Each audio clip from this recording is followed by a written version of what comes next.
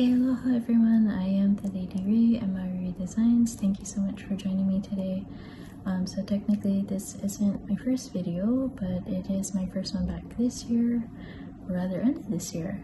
Happy almost 2025 everyone, and I do hope you stick with me until the end because I do have a few fun things I'd like to share with you. So let's get into it.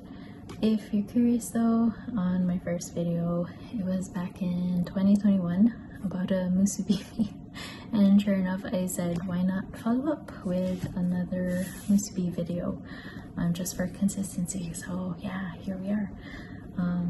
I figured why not showcase more Musubi things. So I originally wanted to do a brand new art piece today, but I kind of felt like I was already running out of time and I didn't want to do a half-hearted piece, especially since I promised myself I would post a quality video before this year ended. So instead I'll be showing you how I made this cute little guy, cute little Musubi guy, and how I've been restarting my my art journey. Anyway, first things first, I'm not Japanese, as you can see. I'm a Filipino American born and raised on Maui, but I do love learning about different cultures, and Japanese culture definitely has a hold on my heart. I'm also not a professional artist, although I wish I was, but I do love making all kinds of art, both traditionally and in the digital sense. And I've loved art as a kid, and I always wanted to major in it in college, but that wasn't the case. And it's okay though, because I did learn a lot of other cool things along the way, and they've definitely shaped my thinking process and my creativity into what it is today. But anyway, for this particular art piece, I kind of went through a 4-step process. You know, art isn't always exact sometimes. Creativity works on a whim, you just have to go with it.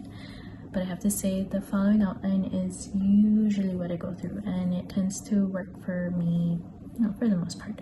And mind you, this isn't a true how-to video, but I do hope the little tips I share help you in a way, especially if you're someone who wants to get into art or is starting to want to get back into it. And I'd love to teach you all these cool art little things, but that's probably for future videos. But anyway, the first step that I took was to gather my references. And when I say references, it's everything from Pinterest to hard copy books like this, or for most people, the great googly moogly nowadays.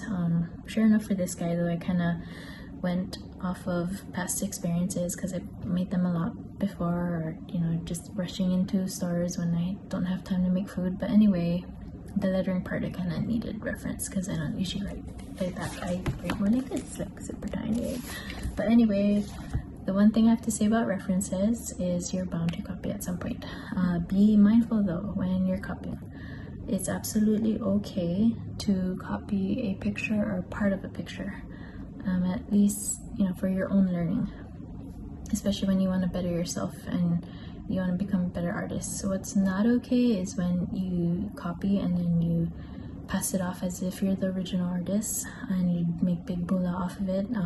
I believe that was Picasso that said, good artists copy, great artists steal, but don't steal it, it's not good, period. Okay. The second step is before you actually start fleshing out your concept on your actual canvas, it's a great idea to have a scratch piece of paper, or you know, some blank page in your sketchbook, or technically if you're working digital like how I did, it's a separate layer. That way you can work out a rough draft of your piece. A lot of times these things are called thumbnails, and honestly you can do several of them if you need to, but stay away from the amazing details because that's not the purpose of the thumbnail. When you finally make one though that you like, stick with it, otherwise you might end up overworking your piece and getting frustrated. Trust me, I learned that the hard way. Control Z, anybody? Only me? Okay. But anyway, seriously though, take that with a grain of salt because it's coming from someone who's been stuck with perfectionist tendencies for years and is finally on the journey of letting them go, and she for sure doesn't want the same thing to happen to you. Okay, and then the third step is to gather your supplies and find a clear working space. For the majority of people I see doing digital art nowadays, it's, you know, something small like an iPad with the Procreate app and an Apple Pencil, and honestly it's what I did.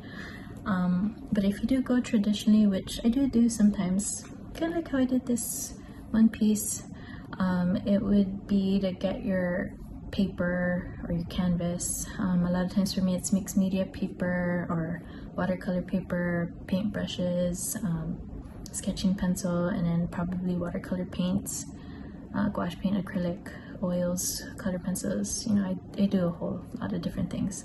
But anyway, the fourth step that I can always attest to, but it's probably the easiest to overlook, is to have fun with the process. It's definitely easy to overlook, I have to say. But you know what? Just allow yourself to have fun with the process. And you know, if you have to walk away, that's fine. Part 4A. Especially after like 20 to 25 minutes or so, because that way you can evaluate your work, what you've done so far, and then technically it also gives your arms, your wrists, your elbows, and your eyes a break, which you need it. And your brain. Of course, you can't forget your brain. You know, otherwise it'll be like that one, what do you call the orange cats sharing that one brain cell. They're adorable, but don't do it. Really though, when you get into different kinds of art or anything really that takes more time than usual to complete, if you go strictly just to get something done, or your main focus is the end result, it could possibly hamper your mood and, you know, maybe even the outcome of your work. And then sure enough, the next time you try to get back into it, you could get discouraged easily, and that's not what I want for you here. And honestly, you know, to relate, it's kind of what happened with my job. I was working in a craft store that I absolutely loved for almost 10 years now. It's almost a decade. But eventually the job part, the duties, they started to overshadow my creativity, and by the time that I actually got home to want to craft, I didn't want to craft because I was too tired to care. And then all these other things started to pile up, and you know, question after question, I just completely shut down, and I got kind of sad and bitter. You know, even for this YouTube channel, I was super gung-ho about getting all these art pieces and videos up, and then the days just quickly turned into years, and it's sad because I feel like I wasted all that time, and you know, I kind of fell into depression and just going through that regret. But thankfully though, I'm no longer dealing with all that stress, and I'm back here with fresh eyes and a renewed spirit. So if you're still here, thank you so much for staying. Now I can actually tell you a little history about the Musubi. So the humble Musubi, its roots are in Japan. There it's usually better known as the O Musubi or the onigiri, and you know, the O kind of symbolizes humbleness. It's like the connotation before the actual word. And I actually learned it from the Musubi book, and technically a fellow YouTuber named Matcha Samurai, not to be confused with Samurai Matcha, who's also another Japanese YouTuber. But Matcha probably is the most extroverted Japanese man I've ever seen. But in one of his shorts, he happened to get kicked out of his apartment by his mom because he was being too loud or something like that, and then he starts walking around, I guess, the streets, and he's talking about what the O means in certain words that I will not repeat, as a little inappropriate. But anyway, you know, the giddy stuck to me. And sure enough, here in Hawaii, the good old O gets dropped. Not 100% sure why, but you know, maybe we're not polite, we're informal. Anyway, we just have a different kind of respect here, and that's usually, you know, give a title to everyone else, and they're usually your auntie or uncle, whether you're related or not. But anyway, just accept it. I'm just kidding. If you noticed earlier, I did also mention onigiri. So if you're wondering if there's a difference between the musubi or the onigiri, I want to say I remember reading it in a blog, and it was by a couple named Satoshi and Kat. Once it was our adventures in Japan, but they did mention it kind of has to do with the region.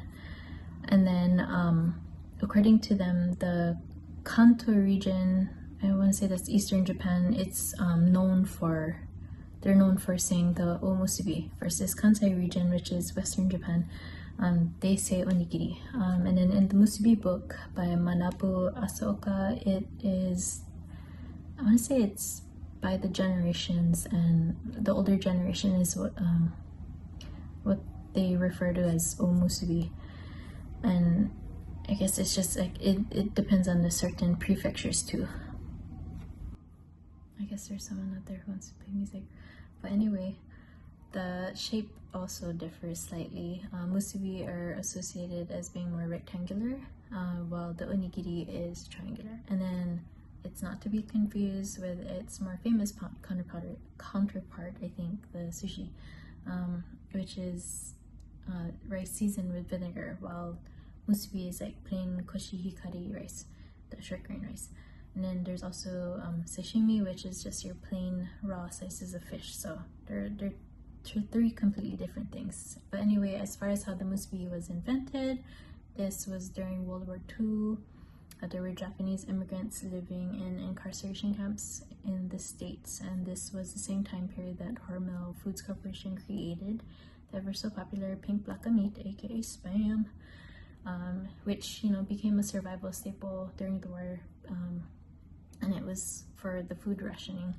And then sure enough, the pink meat, rice, and nori got married and had the Musubi. And you know, I was waiting to say that. But anyway, fast forward to the early 1980s here in the Hawaiian Islands. From what I remember, there were 2 women born here from the Japanese immigrant families. One of those ladies was Mitsuko Kaneshiro of Oahu, and then the other one was Barbara Funamura of Kauai.